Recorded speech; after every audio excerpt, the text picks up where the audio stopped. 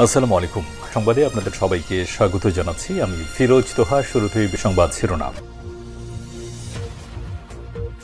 বাংলাদেশের সর্বশেষ গুরুত্বপূর্ণ আপডেট সংবাদে আপনাকে স্বাগত। শুরুতেই সংবাদ শিরোনাম, পরে বিস্তারিত।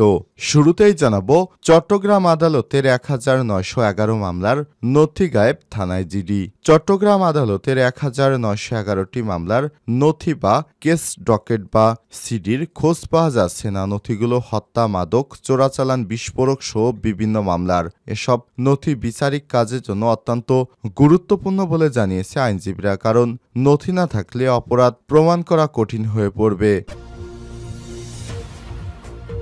এরপর জানাবো, জুলাই হত্যাকাণ্ডে জড়িত থাকার অভিযোগে বিএসএমইউ এর চিকিৎসক, নার্স সহ 15 জন বরখাস্ত। রোববার 5 জানুয়ারি বিএসএমইউ এর রেজিস্ট্রার অধ্যাপক ডা মোহাম্মদ নজরুল ইসলাম স্বাক্ষরিত এক অফিস আদেশে সব তথ্য জানানো হয়। এদিকে চিকিৎসার জন্য মঙ্গলবার লন্ডনে যাচ্ছেন খালেদা জিয়া।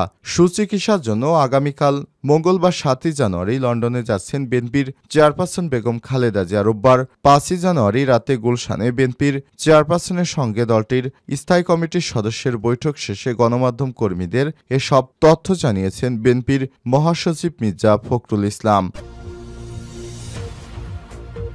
জানাবো, দেশে বেকারের সংখ্যা 26,60,000। দেশে কর্মজীবী মানুষের সংখ্যা 7,10,00,000। এর মধ্যে 4,74,90,000 জন পুরুষ এবং নারী রয়েছে 2,25,70,000 জন। তবে নতুন হিসাবে গত বছর জুলাই সেপ্টেম্বর প্রান্তিকে শ্রমশক্তির 26,60,000 মানুষ বেকার ছিল। জানাবো, মারা গেছেন অভিনেতা প্রবীর মিত্র।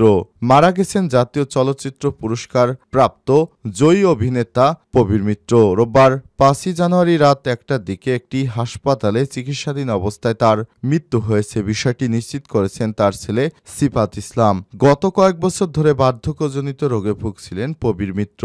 এরই মধ্যে ফের শারীরিক অবস্থার অবনতি হলে তার মৃত্যু হয়। এবং সর্বশেষ জানাবো, ভারতীয় বাহিনীর সঙ্গে মাওবাদীদের সংঘর্ষ, নিহত 5। ভারতীয় সেনাবাহিনীর সঙ্গে মাওবাদী বিদ্রোহীদের সংঘর্ষে কমপক্ষে 5 জন নিহত হয়েছে। এর মধ্যে 4 জন বিদ্রোহী, 1 জন পুলিশ সদস্য রয়েছে। দেশটির নিরাপত্তা বাহিনী জানিয়েছে, ছত্তিশগড়ের গভীর জঙ্গলে মাওবাদীদের সঙ্গে এই সংঘর্ষ হয়। প্রিয় দর্শক, এতক্ষণ শুনছিলেন সংবাদ শিরোনাম, এবারে বিস্তারিত। তবে তার আগে বন্ধুরা, অনুরোধ থাকবে এই সংবাদটিতে একটি লাইক দিন। এই চ্যানেলে আপনি নতুন হয়ে থাকলে আমাদের সংবাদটি দেখতে দেখতে চ্যানেলটি সাবস্ক্রাইব করে রাখুন, যাতে করে বন্ধুরা আমাদের পরবর্তী লেটেস্ট আপডেট সংবাদগুলো সবার আগে আপনার কাছে পৌঁছে যায়। কমেন্ট করে আপনার মূল্যবান মতামত জানিয়ে দিন আপনি বিশ্বের কোন দেশ থেকে বা বাংলাদেশের কোন স্থান থেকে আমাদের সংবাদটি দেখছেন এবং শুনছেন। এবারে বিস্তারিত। চট্টগ্রাম আদালতে 1911 মামলার নথি গায়েব, থানায় জিডি।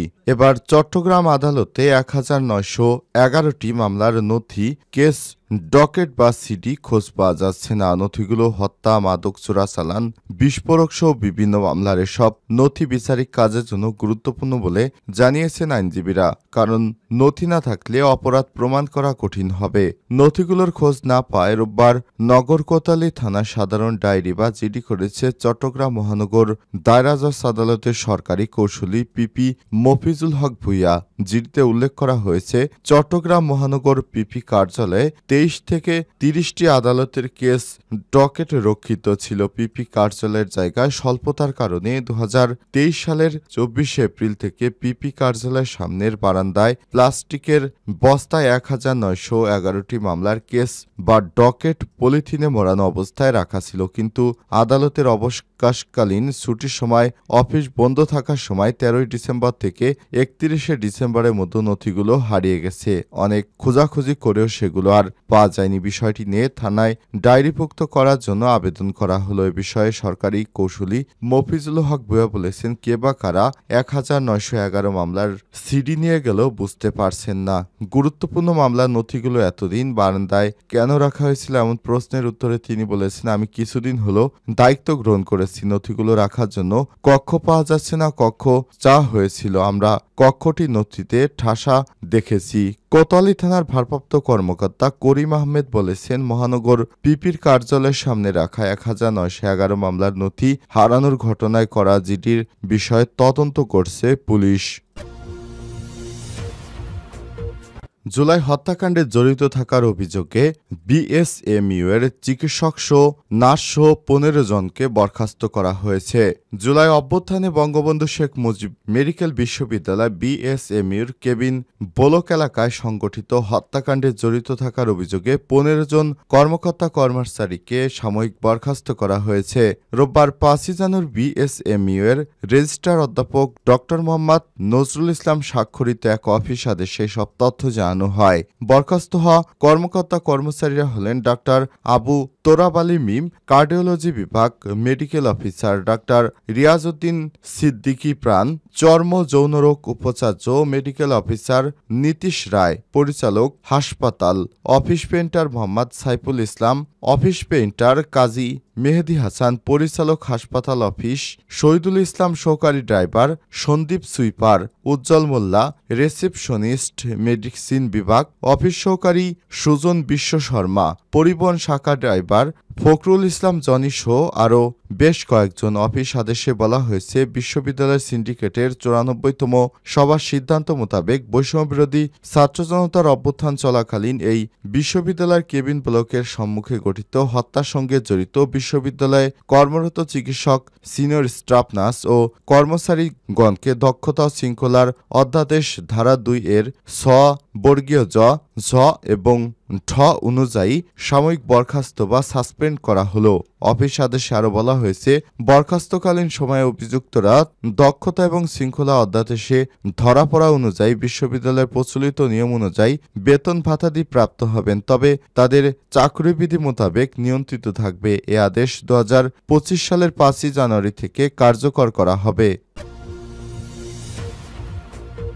চিকিৎসার জন্য মঙ্গলবার লন্ডনে যাচ্ছেন খালেদা জিয়া। চিকিৎসার জন্য আগামী 7 জানুয়ারি মঙ্গলবার লন্ডনে যাচ্ছেন বিএনপির চেয়ারপারসন বেগম খালেদা জিয়া। রাতে দলটির চেয়ারপারসনের সঙ্গে দলটির স্থায়ী কমিটির সদস্যদের সাক্ষাৎ শেষে গণমাধ্যম কর্মীদের এসব তথ্য জানিয়েছে বিএনপির মহাসচিব মির্জা ফখরুল ইসলাম আলমগীর। একই সময় বিএনপির চেয়ারপারসনের সুস্থতা কামনায় দেশবাসীর কাছে দোয়া চেয়েছেন মির্জা ফখরুল ইসলাম। সেই সঙ্গে তিনি জানান, দেশ এবং জনগণের পক্ষে কাজ করতে নেতাকর্মীদের আহ্বান জানিয়েছেন বিএনপির চেয়ারপারসন বেগম খালেদা জিয়া। এর আগে রাত 8টার দিকে খালেদা জিয়ার সঙ্গে সাক্ষাৎ করতে তার গুলশানের বাসা ফিরোজায় যান বিএনপির স্থায়ী কমিটির সদস্য। প্রায় ঘণ্টাখানেক পর দলের চেয়ারপারসনের বাসা থেকে বের হন তারা। এদিন রাত 8টার আগে দলটির স্থায়ী কমিটির সদস্য খালেদা জিয়ার গুলশানের বাসায় উপস্থিত হন। পরে বিএনপির মহাসচিব মির্জা ফখরুল ইসলাম আলমগীর ছাড়াও আমির খসরু মাহমুদ চৌধুরী, ইকবাল হাসান মাহমুদ টুকু এবং ফিরোজায় আসেন আরও অনেকেই। এর আগে সর্বশেষ গত কুরবানির ঈদে স্থায়ী কমিটির সদস্যরা একসঙ্গে বিএনপির চেয়ারপারসন বেগম খালেদা জিয়ার বাসায় এসেছিলেন। বিএনপির চেয়ারপারসন বেগম খালেদা জিয়া দীর্ঘদিন ধরে শারীরিক অসুস্থজনিত রোগে ভুগছেন। তিনি দীর্ঘদিন শেখ হাসিনার আমলে জেল হাজতে থাকতে হয়েছে। এরপর বিএনপির চেয়ারপারসন বেগম খালেদা জিয়া নানাভাবেই অসুস্থ হতে থাকেন, তবে তাকে বিদেশে নিয়ে চিকিৎসা করতে দেয়নি বিগত ফ্যাসিস্ট রেজিম শেখ হাসিনা সরকার। কিন্তু শেখ হাসিনা পালিয়ে যাওয়ার পর এখন বিএনপির চেয়ারপারসন বেগম খালেদা জিয়াকে লন্ডনে উন্নত চিকিৎসার জন্য নেওয়া হবে। এজন্য কাতারের আমিরের পক্ষ থেকে ঘোষণা করা হয়েছে একটি এয়ার অ্যাম্বুলেন্স দিয়ে সহায়তা করতে চায় কাতার। এজন্য আজ সন্ধ্যা 6টার দিকে সেই এয়ার অ্যাম্বুলেন্সটি বাংলাদেশের হজরত শাহজালাল আন্তর্জাতিক বিমানবন্দরে অবতরণ করার কথা রয়েছে। কাতারের আমির নির্দেশ দিয়েছেন বিএনপির চেয়ারপারসন বেগম খালেদা জিয়া যেন সঠিকভাবে চিকিৎসা পান, সে ব্যাপারে কাতারের আমির সর্বোত্তক সহায়তার আশ্বাস দিয়েছেন। বাংলাদেশের প্রতি তার এই ভালোবাসার নিদর্শন স্বরূপ কাতারের আমির তিনি এই প্রতিশ্রুতির কথা পুনরায় ব্যক্ত করেছেন। দেশে বেকারের সংখ্যা ২৬,৬০,০০০।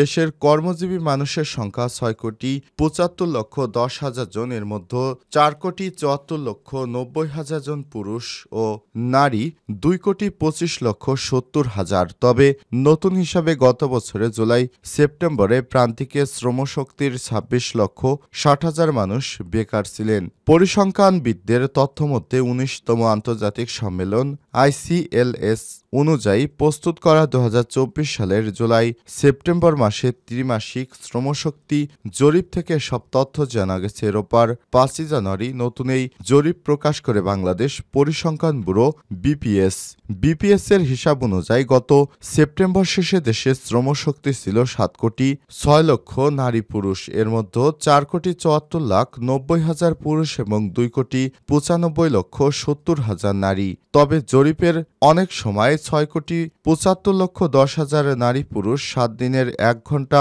মজুরি বিনিময়ে কাজ করেছেন, অর্থাৎ তারা কর্মে নিয়োজিত হিসেবে বিবেচিত হয়েছে। এর মধ্যে ৪,৫৭,৭০,০০০ মানুষ এবং 2,17,40,০০০ নারী। অন্যদিকে গত সেপ্টেম্বর শেষে দেশে বেকারের সংখ্যা ছিল 25,50,০০০। এর আগের প্রান্তিকে সংখ্যা ছিল 26,60,০০০।